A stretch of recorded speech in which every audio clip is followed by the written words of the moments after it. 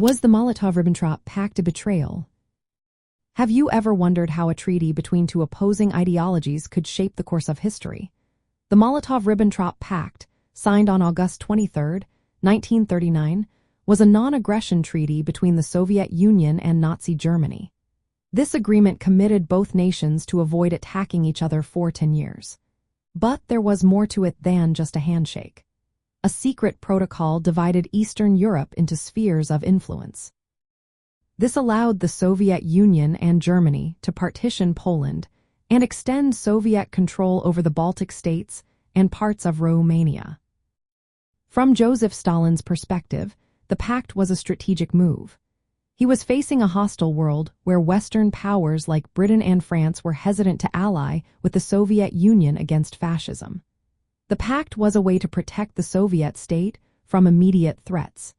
It was a temporary solution to avoid fighting on two fronts while strengthening the Soviet Union's position in Europe. Critics of the pact argue that it betrayed communist ideals. After all, cooperating with fascist Germany, an ideological enemy, seemed contradictory. The secret protocol, which divided nations without their consent, is often viewed as a cynical power grab. However, from the Soviet viewpoint, the Western powers played a significant role in the outbreak of World War II. Their imperialist rivalries and failure to counter Nazi aggression were seen as key factors. Thus, the pact was framed as a defensive necessity against imperialist encirclement. Practically speaking, the Molotov-Ribbentrop Pact allowed the Soviet Union to regain territories it believed were historically part of its sphere. This included parts of Poland, the Baltic states, and Bessarabia. It also postponed direct conflict with Germany, giving the Soviet Union crucial time to build its military strength.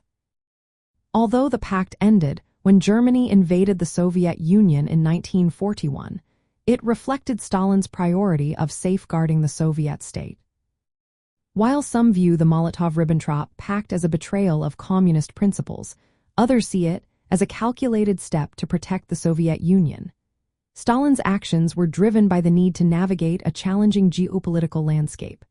The pact was about survival and maintaining the possibility of future communist advancement in a world filled with threats.